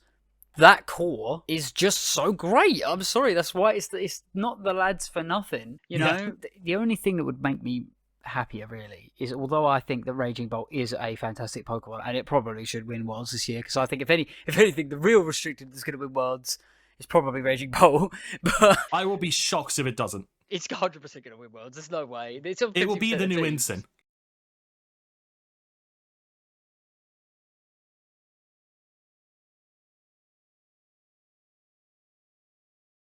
Raging Bolt is Venusaur in my mind right now. This is a bit of a tangent, I'm sorry, but do you remember back in like Series 8 and Series 12, you'd look at a team and go, well, actually Series 8 was a little bit more bad about this. You go into a ladder, you match up, and you'd see like a Sun team, and you would identify it because you'd see the Venusaur and go, oh, yeah. what? Yeah. Oh. Not the Torkoal, not the Groudon. You'd see the Venusaur and go, oh, for God's sake. Oh, they've got Zacian as well. Damn it. You just don't even care about Zacian. You're just like, no, it's more important to care about the Venusaur. That's how I feel about Raging Bolt right now. I remember in Sword and Shield battling someone who brought Venusaur on a rain team, and that was an experience and a half. Because it works. Like, yeah, it was literally just Weather Ball. Like, that's all he had to do was just Weather Ball, and it's like, okay, but I've got... Are you sure about this? Anyway, yeah, no, honestly, Calyrex Shadow Rider, I feel like only just now, like recently, perhaps maybe in the last couple of events, we've seen people make those adjustments for the Calyrex Shadow Rider, being able to put it in a spot where it could shine. Everyone was dumping on it. Everyone was just like, oh, this is easy to predict. This is easy to do. This is blah, blah, blah. Now it's like, okay, we should respect Calyrex Shadow again. I don't think this is a bad pick at all, but I feel like you would have to adjust a bit more in order to make Calyrex Shadow Rider work for Worlds. Like, obviously we still have a fair few events left. I think Calyrex Shadow Rider is definitely one we should not give up on. I think it's definitely one we can think about and be like, oh, okay, I see what you're trying to do. We'll see how you progress. This is a solid. You have potential. It's up to you to decide what to do with it. It already is a world champion. Exactly. It's already. We proved shouldn't itself. disrespect it. It's already a world champion, and I want to say it won a Players' Cup as well. I don't remember. It won the Invitational. Yeah, I think it won the Invitational. Like, yeah, there's a reason why Calyrex Shadow Rider is respected. Like, it's because of how crazy damage output it can do. Like, the fact it gets access to Nasty Plot as well definitely doesn't help. Astral Barrage being such a good move. And the fact that it can still do Expanding Force and Draining Kiss as well is very prominent now. Especially when you're a +2 Draining Kiss user. Yeah. With the Terra Fairy. Like, oh my god, I hate that. I'm wondering if we're going to move away from the Terra Fairy with Calyrex Shadow Rider by Worlds. I think that I've seen. I wouldn't be surprised. The Terra Normal is funny because that actually is low key pretty good. That is, Terra yeah, Normal. oh yeah. Like, preventing yourself from getting, Astral Barrage yourself. Yeah. And like, yeah, resistant to, well, obviously not resistant to anything, but like any type that can help you live a knockoff, basically, or survive snarls is a bonus. Yeah. Like, it should be considered as a bonus. I agree with you though. I do think maybe going forward, I know a lot of people have started doing the whole Calyrex. There was a guy at my local who was doing Cali Shadow Chi Yu. Oh yeah, I remember that being discussed pretty early. That was quite disgusting. Like, quite Yeah. disgusting. So I wouldn't be surprised if we see like Calyrex sacrificing the Terra Fairy to go for the damage output, because yeah, you're 150 speed. There is not a lot that's outspeeding you. Like, I think the only few is like Electrode, Regieleki, Hisuian Electrode, and Ninjask, but Ninjask isn't even in the game. Yeah, the only things is booster speed stuff, really. Well, yeah, booster speed, choice scarf, users. Choice Scarf, Urshifu, Water. Well, Choice Scarf, Urshifu in general outspeeds Calyrex by 1 point. Well, there you go. Max. Um, both, yeah. Also, actually, Barrett, Big Boy Blues just reminded me as well. Raging Bolt can get Snarl, which is another reason why you should use Raging Bolt. Yeah. And it's another reason why. I mean, we're going to have a big whole discussion about predicting worlds later down the line, but like, I'm pretty sure Raging Bolt is going to be top of that list. Has to be. We should try and guess the team. Do you reckon? Should we do that'd that? be quite funny. We'll like, try and guess predict the team. world's team. That'd be so cool. Right. Next up, I wanted to talk about Terrapagos, which is the one I picked, personally. Yes. However, I feel like my reasoning is a bit more unconventional than probably most. I'm just going to say this, and I'm going to be interested to see what people respond to this. Terrapagos doesn't need to win Worlds. It has to win Worlds. Because it's so cute, right? Obviously, yeah. But also because there is no guaranteed that we are going to see a Terrapagos in future generations. Good point. Right? It might never This ever is get this a is the chance. only generation where Terrapagos can probably shine the brightest. Yeah. No pun intended, because obviously, yeah, like crystals. If you think about it, going forward in generation 10 and further on, are they going to produce a Terrapagos only item that allows it to turn into this form? They do that. Base Calyrex is over here, just unable to Dynamax itself, even though the law says it can. Yeah, yeah. And it's like, bro, what? Literally. I think Base Calyrex should be able to Dynamax still. Yeah, but like, Just in this generation especially, Terrapagos needs to win, because I can't see any future generation where Terrapagos is going to shine. Yeah. Like- yeah, I could definitely see Miraidon winning a thing in the future. Yeah, yeah. But like, yeah, this whole Terrapagos' stick is the fact that it's the reason why we have terrestrialization to begin with. So if this fails to win Worlds at either this year or next year, what does that tell you? Like, the Pokemon that created terrestrialization couldn't even win its own gimmick. That would be quite funny, actually. That would be quite funny, but also, like, how disrespectful would that be? It loses to Terra-fighting Urshifu. Like, yeah. So it's kind of like, it needs to win a Worlds. Like, Yeah. obviously it's doing really well at the moment. It's won a fair few events, but it still needs to win Worlds to prove its point. Because otherwise, yeah, I don't think people in the future would give it any respect whatsoever. Like, I wouldn't see people in Generation 10 being like, oh yeah, I used Terrapagos again. It failed, but like, I'll give it a go. Because yeah, like, without its terrestrialized form, Terra Starstorm only is a single target rather than spread. Yeah. Unless they switch that up. And its stats are rubbish. Like, Its stats aren't. Yeah, its stats. Okay, so normal Terrapagos stats is 450. Right. Then it jumps up to 600 in terrestrial form, which it already turns into. So it's yes, that's pretty good, but not as a restricted Pokemon. It's nowhere near. That's like having Dragonite on the team. Do you know what I mean? Like Terra normal Dragonite. Yeah, literally. And then when its stellar form kicks in, it's 700. Yeah, which is banging. That's not even that high. I mean, that's not as high as Calyrex Shadow Rider. This is going to be a make or break for Terrapagos. Obviously, double restricted gives it a bit more freedom to have someone to support it. So, like, yeah, maybe it will do better in that one. I just think, in order to prove its point, and in order for it to, like, it needs to win Worlds. It just needs to. I think it should. And to be fair, it probably will. If it doesn't this year, it will next year, because it will team up with Calyrex Shadow Rider, and it will have the perfect switch in. So, literally, it will be so good with Calyrex Shadow Rider, because it's just like, don't care about any of your weather, don't care about your terrain, and now also you're dead. No, 100%. And plus, like, yeah, like I mentioned, like, Terra Starstorm only hits single target. Its base stat is 600 without its stellar form. So without it, it kind of like, it's literally just a turtle. And you're just admiring it for some reason. It is a good turtle, but it's a cool turtle, don't get me wrong. But like, yeah, it needs to win Worlds. It has to win Worlds to prove that this generation wasn't a waste of its time. Yeah. It's so weird saying that. Yeah. But like, yeah, after Gen 9, what can it do? Yeah, I think there's another point to it as well, which, by the way, I was totally wrong about it not having as high a base stats. It's at 700 is actually ridiculous, and that is higher than the Calyrex by 20 points. But what I will say, when I was building around Terrapagos originally, and I made the joke that you just run it 2-2-2, you know, and it turned out to be kind of true.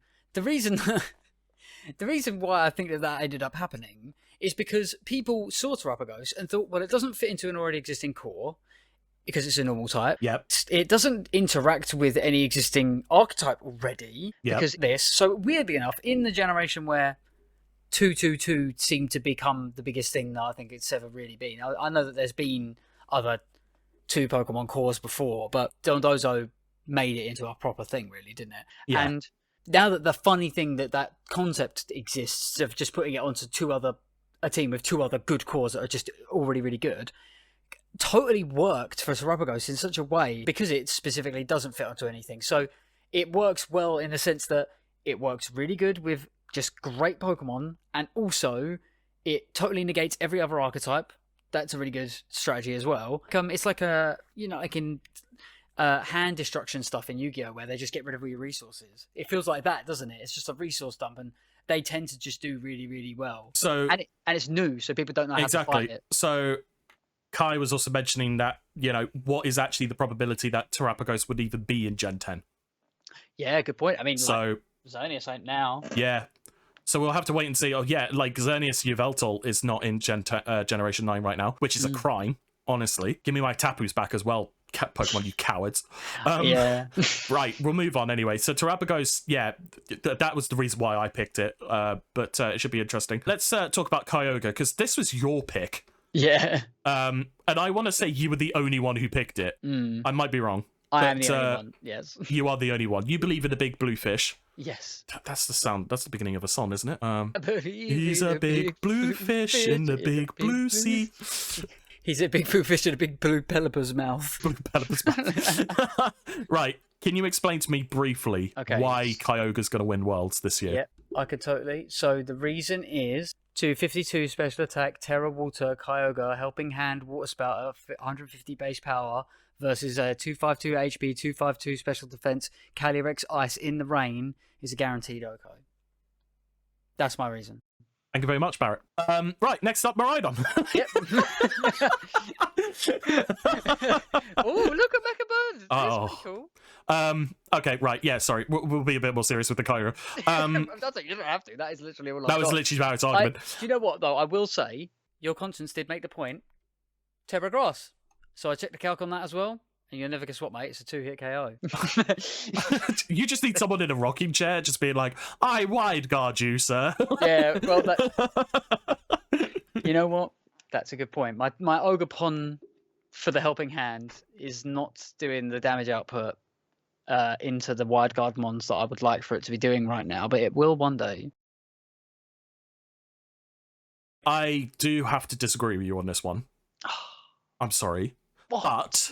But I see where you're coming from. I just think Kyogre's going to have a better chance in the double restricted format. Yeah, for real. The rain is a great counter to Koraidon. Like, you could obviously partner it up with, I don't know. Again, I've not seen anyone talk about Zacian. Like, maybe Swordfish comes back in double restricted. Like, that would be cool. Because again, like, yeah, I think this is the problem with single restricted formats, isn't it? It's the fact that a lot of these restricted Pokemon kind of rely on other restricted Pokemon to sort of help it out. Yeah. Kyogre, I think, is probably the poster child of this. I want it to, I want to do stuff, but I need someone else to help me out with it. I want to say in Sword and Shield we saw, Zacian and then probably a Raichu with Lightning Rod. Yep. To help deal with Miraidons and things. Like, having that sort of core where it's Zacian, Torn, Kyogre, Raichu actually is quite good. And then you could probably do some wacky things with it. Yeah, I think Kyogre in single restricted is similar to Groundon, where it's just going to struggle. Not to say, obviously, we've seen success with it. Somebody got top cut with it. Somebody got top 8. Similar with Groundon as well. But I feel like right at this moment, there are better restricted. It's a solid B pick, Kyogre. Yeah, it's another one of those check Pokemon, I think, actually, really. Yeah. It's one of those Pokemon where you've got to make sure that you can do something about the weather. Yeah, or literally. Something like that. Just to make sure that you've got that. Because the thing is, Torn comes packed in with sorry, not Torn. Kyogre does now come packed in with some pretty good Pokemon. Oh, it's Serena. Sorry, we've got a Serena. Oh, yeah, Serena as well is another one that it's been seen with. It's got some really good Pokemon that it works with right now, like Artuladon as well. That's another Pokemon that it benefits from. So you've got to check. You've got to make sure you're checking for those guys on your teams. That way, that you don't want to have like a banging sick core of a team, and then it goes down to because you got Helping Hand, Water Spout. Yeah, literally. Because you didn't have Wide Guard. No. That's like Kyogre's always going to be there. Kyogre Groundon is always going to be talked about. Yeah, I think that's why I like it. Yeah. Because it's like it's not actually really winning anything anymore. It's had its time. It's but just here because it wants to be. It's there to keep the young guys in check. It's Yeah, that, like it's the sage. Like it's the dojo leader. Yeah, he's the dojo guy. Yeah, they're legit. But yeah, so I don't know. We'll see what happens with Kyogre in the future. Obviously, we need to talk about Miraidon. Yes. This thing is disgusting. This thing is actually disgusting. We've seen it in Indy. We've seen it at Stockholm. We've seen the damage output it does. I don't think there is much really to talk about Miraidon that hasn't already been said. Yeah, we hit on it pretty hard in the last episode as well. Yeah, and the episode before. It's so gross. Just the choice specs 135 with electric terrain, Terra Electric, Volt Switch, OHKOing things like a Moongus and doing serious amounts of damages to anything like in the facility. Like, if you're in a room of Miraidon, you're not living. Yeah, it was great. Do you know what, Miraidon? You were great inspiration for all of the Raging Bolts out there. I really want to thank you for your service. And you too, Rajan. Thank you so much for letting everybody know that Raging Bolt is actually a fantastic Gotta be Windworld. Pokemon. Like, Miraidon is one of the top 3 threats. Like, I don't think there's any question about that. Or maybe top 4. I feel like top 4 threats is probably better because then I'm not disrespecting Terrapagos. Yeah. Like, yeah, definitely Cali Ice, Miraidon, Terrapagos, and the last one that we'll mention after this are the 4 to look out for Worlds, probably like the front runners, if you will. Miraidon's disgusting. It's disgusting. Even when it hasn't got the terrain down, it can still do a serious amount of damage. Get that Volt Switch out, come back in, get your terrain back up. Choice specs, Draco Meteor is disgusting. Yeah, even the second one. At the local I was at, the -2 Draco Meteor choice specs Miraidon still O-code my full health Ursaluna. Like, I think it just deserves it. Just one guy just sneaks. Not in terrain either, I should point out, sorry. No, oh yeah. Like, if you just disgusting. sneak in that Dragon Cheer onto the team. Yeah. Just find someone that could Dragon Cheer Miraidon, and then you're like, oh. Give everyone a headache. Put it on team with Lapras. Yes, put it on the team. Yeah, I don't think there's much really to talk about it. Miraidon's a threat. Miraidon is always going to be a threat in this single restricted meta. I think the more interesting question is going to be next year to say, are we going to be in the similar boat where we say, oh, Miraidon's pretty good still? Or because it's double restricted, we're going to be like, there's too many things. That's going to be the question. That's going to be raised. But yeah, Miraidon, 100% top threat. And finally, let's talk about Zamazenta. A lot of people were saying Zamazenta. I'm not surprised, honestly. I don't think you are surprised either. No. I love it now. It is actually really good. The actual change, Sword and Shield, hardly anyone used it. Here comes Gen 9, everyone's like, oh, well, Zacian got nerfed, and, that's not really... And then you hear this little faint whimpering of a dog behind you, and you just turn your head slightly, and you're just like, what's up, boy? Zamazenta's like, he's got the rusty shield in his mouth, he drops it in front of you, and it's like playtime. Like, and you're he's like, you ready? And oh yeah, I'm ready. Like, let's do it. Why not? I think it's one of the things that is interesting is that, we talk about how Zacian got that nerf, but Zamazenta did as well. Can you imagine if we lived in the world where... Because people go, oh, Zamazenta didn't deserve that. We got body press, but it didn't need that nerf. The extra 10 points in each defense. I actually think that would be shifting the calcs into some actually messed up places, especially with Chien-Pao on the field. I think it's kind of weird to me as well that we have such a fast, bulky Pokemon. I'm so used to seeing... Yeah, I know. I love it, but it's just so... strange to me that the sort of common theming was you have to be slow and bulky, not fast and bulky. I can't off the top of my head remember another fast and bulky Pokemon. Do you know what? The only one that I really know of, and I recognised it, is Orbeetle. Orbeetle's got pretty decent speed, and it's got high HP and defenses, and I like that. Orbeetle in Gen 9 would have been great. Yeah, it would have been a pretty cool... I mean, they're definitely... They're one of those Pokemon that's got a sick design, sick conceptual, like with the stats and everything, but just for some reason just didn't work. Missing a bunch of stuff. Like also, there's a bug psychic type or something. Yeah, Shiny G-Max Orbeetle was so good. Oh, so cool. So cool. And so now we're never going to see it again. To bring it in the rotation format in 10 years' time. Yeah, exactly. Like old, wrinkly, like retired men. We come back and win worlds. Yeah. We come back and like Big Steve wins worlds. And it takes him 10 minutes to get up on the stage because we need to wait for the little lift to like lift him onto the stage. Oh, yeah. Like everyone's clapping, and then the music actually stops, and all you hear in the corner is They're installing a rail. like, is there anyone you would like to thank Big Steve? And it's like Big Steve's like, Gladys. he pulls out like a piece of paper and like, hello everyone. I didn't mean to become a bit. I didn't mean to be hating on Big Steve. I actually love Steve. No, I love Big Steve. This is We're why just using you as an example, Steve. I'm sorry. He wins worlds. Oh my god, there'll be like documentaries on the History Channel about previous Pokemon Worlds. World Championships of 2024. Oh look, there's Barrett. He's about to send out the Zamazenta. No, we're presenting the show. That's Alex. true. That's true. We're the presenters. And look at his buck tie. Oh, look, and there is everyone filtering into the stadium, like ready for this gracious occasion. As was the style at the time. As was the style. There are cosplayers. Cosplayers was a thing back in the early 2020s. Oh, no. Back then, it was considered a niche. Now we have churches. But yes, so Zamazenta's stats is actually quite disgusting as well. The fact that it starts with a 140 defense and 140 special defense. Obviously 92 HP, 128 speed, like 120 attack. Like, this is really good. Like, really good spread. Because you're not gonna... Yeah, why would you care? I mean, 80 special attack is even bad itself. Like, you know, it's just quite gross to deal with. And the fact that it gets access to wide guard as well. Like, obviously, you said body press, iron defense, like terra grass as well, so it can't be spored. Like, you are going to live a lot of things. Zamazenta is a very good pick. Like, and again, we talked about it, top one of the front runners probably for Worlds, because it can, it checks Terrapagos quite easily. Obviously, we saw the team that's really popular at the moment with Galarian Moltres, by the way. Yeah. Like, oh my god, Galarian Moltres is back. Like, that's so cool. You know, a non-taunted Tailwind. Like, where do I sign up? Like, yeah, non-tauntable. Yeah, that's an interesting. That's why what was it? Juggulus was kind of seeing a bit of. Yes. With that as well, but it unfortunately was bad.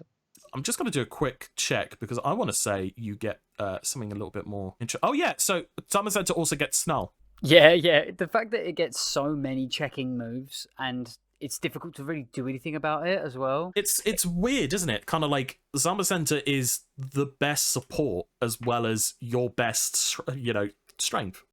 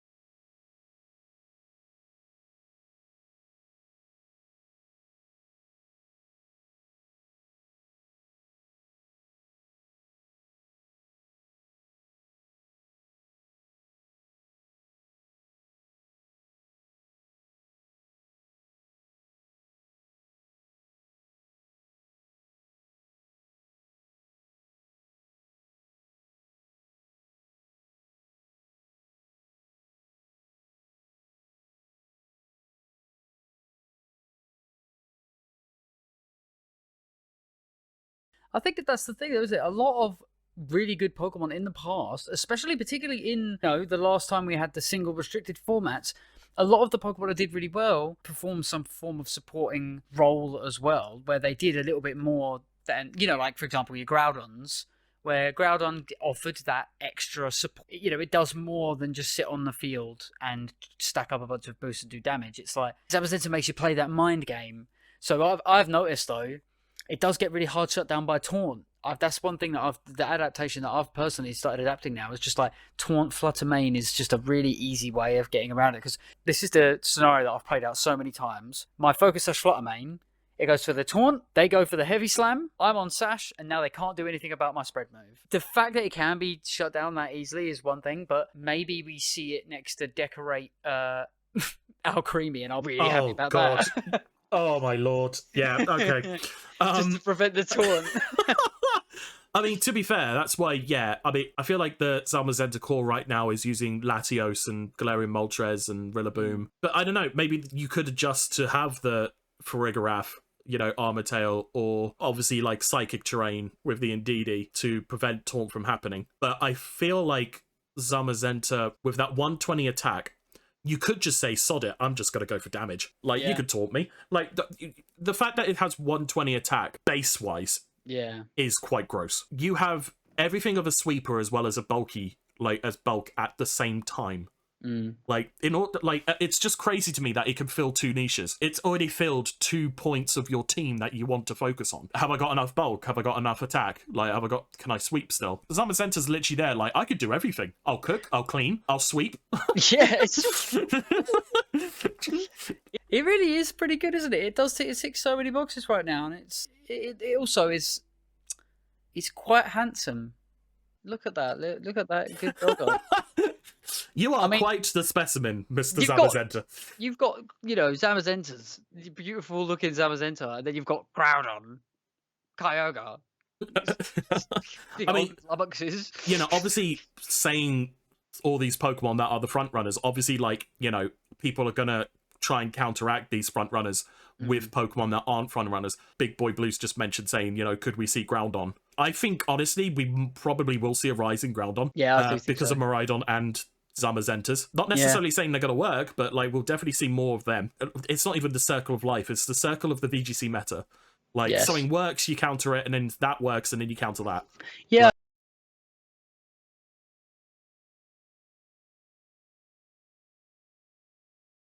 when you were saying that, actually, it just kind of made me realise that one of the benefits of Zamazenta right now is similar to the Terabagos thing, which is that people don't really know it well enough because it did basically nothing last generation. It is effectively brand new. It was similar with Urshifu Rapid Strike. Also, obviously, it did have its place, but we didn't really see how well it did in the formats after because Dynamax kind of countered it well enough for it to, like, not be particularly useful in the later periods. We are kind of seeing just, like, a big learning curve when it comes to Zamazenta right now. Will the adaptation get on top of it? I think it's just a really interesting question going forward. Exactly. It is going to be the main question going into the next few events, which obviously, yeah, we'll try and cover our best. At the end of the line, when it comes to that finish line at Worlds, which of those restricted have adapted the best? Is it going to be the Zamazenta? Is it going to be Cali? Is it something completely different that we're just not seeing yet? Is there a restricted out there that we're just not respecting that actually is going to be the answer to everything? Like, if it's Lunala, I swear. I mean, it's the Dugong team. Like, yeah, Lunala, Necrozma, Duskmane, like Kieran White, you know, Dialga, Palkia. There's still Ho-Ho as well. Yeah, like, people still haven't really done anything about Ho-Oh yet. Yeah, I'd love to see somebody win a regional with Ho-Oh, please. Yeah. Somebody do better with a Ho-Oh than someone does with a. Let's give them a nice attainable goal that's not Zacian. Somebody do better with a Ho-Oh, better than the last person who used a Kyurem. There you go. Ooh, okay. I think that's viable. That's a good one. Yeah, why not? Yeah. Ho-Oh for LA. I mean, to be fair, that sounds like it's a mascot for a Los Angeles, you know. Yeah, the LA team. Ho-Ohs. Like, welcome to the LA Ho-Ohs. But yes, those are the restricteds that we've talked about. We'll probably put this to a vote in the Discord, like we usually do. We'll put the list together into the Discord as well, and people could just vote. And obviously, we'll declare the winner on the podcast next Tuesday night. Good luck, have fun to all of these restricted to find out who will be the early pick for World's winner. The last winner was Galarian Stunfisk, because we did the whole, which is the worst regional Pokemon? And it won by 1 vote from Alolan Raticate. So I know. Very tight, that one. So I'm expecting this to be quite close, actually. Be interested to see how this all plans out. But that is actually it for tonight. I have nothing else to add, Barrett, if you have anything.